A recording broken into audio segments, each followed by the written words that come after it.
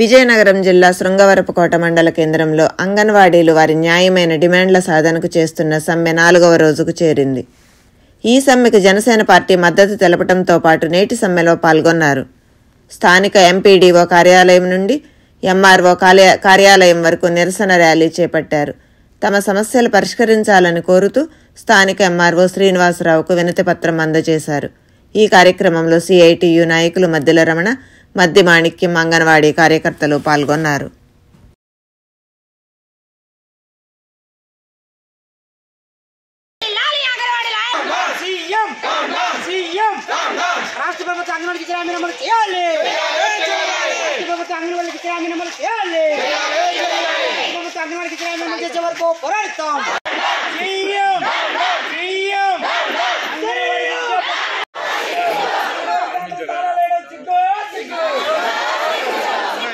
ఎప్పటికైనా సరే ప్రభుత్వం దిగొచ్చి మా యొక్క న్యాయమైన డిమాండ్స్ అన్నీ కూడా పరిగణలోకి తీసుకొని నెరవేర్చాలని మేము కోరుతున్నాం సార్. మా అంగన్వాడీ తరఫున మీరు ప్రభుత్వానికి రిప్రజెంటేషన్ సామరస్యంగా మేము సమ్మె కార్యక్రమాన్ని నిర్వహిస్తున్నాము. సమ్మె కార్యక్రమం మొదలుపెట్టేటప్పుడు 15 రోజుల ముందు మేము ప్రభుత్వానికి రిప్రజెంటేషన్ ఇవ్వడం జరిగింది. కానీ ఈరోజు మా యొక్క డిమాండ్స్ నెరవేర్చకపోగా మేము సమ్మెలో ఉంటుండగానే సాధనకే మేము సమ్మెలోకి దిగాము. మా డిమాండ్స్ అడిగినందుకే ఈరోజు వేరే వాళ్ళతో కేంద్రాన్ని నడిపిస్తున్నారు. అంటే సొంత అమ్మ అన్నం అడిగితే అమ్మనే మార్చేసే యోచనలో ఈ ప్రభుత్వం ఉందా అని మేము ప్రశ్నిస్తున్నాము. ఇదైతే ప్రభుత్వానికి తగదు. భవిష్యత్తులో ఇదే కానీ పునరావృతం అయితే మాత్రం మేము పోరాటాన్ని ఉధృతం చేస్తాము. ఈ విషయాన్ని ప్రభుత్వం గమనించాలని కోరుతున్నాము. ఈ నేపథ్యంలో వైఎస్ఆర్ ఎమ్మెల్యేలు కూడా అనుచిత వ్యాఖ్యలు అంగన్వాడీల పైన చేస్తున్నారు. బొబ్బిలి ఎమ్మెల్యే గారు అయినటువంటి సమ్మంగి చిన్నప్పలనాయుడు అంగన్వాడీలకి ఒళ్ళు బలిసి సమ్మె చేస్తున్నారు అని అడుగుతున్నారు.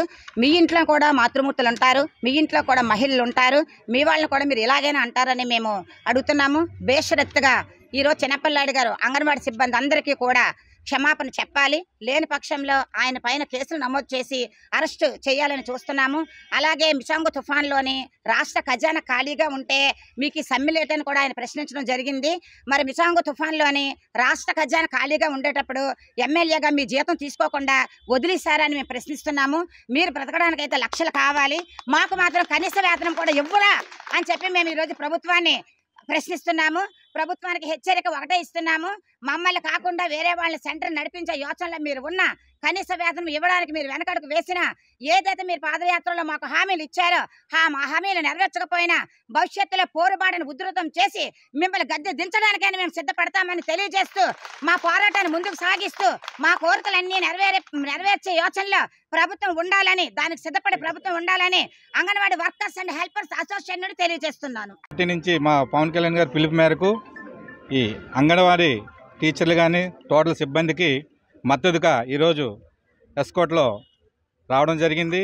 అలాగే ఈ ముఖ్యమంత్రి ఈ నిరంకుశ పాలన ఎన్నో ప్రగల్భాలు కలిపి అధికారంలోకి వచ్చిన తర్వాత ఇప్పుడు అంగన్వాడీ సిబ్బందికి వాళ్ళ కోరికలు అంత పెద్ద కోరికలేం కాదు, సాధారణమైన కోరికలు.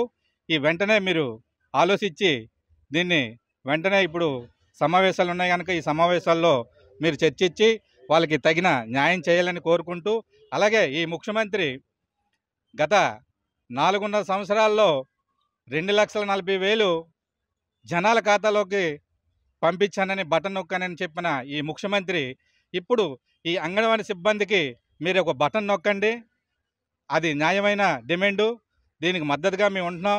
అలాగే మీరు 2 లక్షల శృంగవరపుకోట మండల హెడ్ క్వార్టర్లో అంగన్వాడీలకు మద్దతుగా శృంగవరపుకోట మండలం, వేపాడ మండలం నుంచి జన సైనికులు మేము మద్దతు తెలపడం జరిగింది.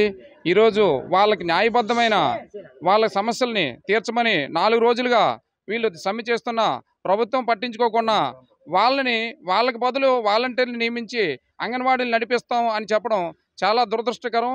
వాళ్ళు చాలా ఇబ్బందులు పడుతున్నారు. ఎన్నో ఏళ్ళుగా ఈ ఉద్యోగాన్ని నమ్ముకొని వీళ్ళు ప్రజలకు సేవ చేసుకుంటూ గ్రామాల్లో వాళ్ళు పట్టుకొమ్మల్లో ఉన్నారు. వాళ్ళని నిర్లక్ష్యం చేసి ఈరోజు ప్రభుత్వం డబ్బు కొట్టుకోవడానికి ఎన్నో కార్యక్రమాలు చేస్తుంది. రుషికొండలో బిల్డింగ్లు చూస్తే ఒక బాత్రూమ్కి లక్షలు ఖర్చు పెట్టిన పరిస్థితి. ఇలాంటి పరిస్థితి వీళ్ళని ఆదుకొని వీళ్ళకి ఇవ్వాల్సిన పిఎఫ్లో ఇవేవి ఉన్నాయో అవన్నీ ఇవ్వాలని కోరుకుంటున్నాం. మేము జనసేన తరపు నుంచి మేము వీళ్ళకి ఎప్పుడూ అండగా ఉంటాం. మేము ఇలాంటి కార్యక్రమంలో మేము ఎప్పుడు ముందుకు వస్తామని తెలియజేసుకుంటూ జై హింద్, జై జనసేన. మార్కెట్లో పెరిగిన ధరలకు అనుగుణంగా వేతనాలు నిర్ణయించి 26,000 రూపాయలు జీతం ఇవ్వాలని చెప్తున్నాం. అలాగే రిటైర్మెంట్ బెనిఫిట్స్ ఏవైతే ఉన్నాయో రిటైర్మెంట్ బెనిఫిట్స్తో పాటు చివరి జీతం ఏదైతే ఉందో చివరి జీతం పెన్షన్ రూపంలో 50% ఇవ్వాలని చెప్తున్నాం.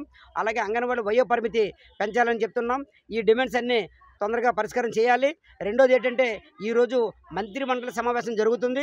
ఈ మంత్రిమండలి సమావేశంలో అంగన్వాడీ వర్కర్ల సమస్యలపైన చర్చించాలి, సానుకూలంగా వ్యవహరించాలని చెప్పి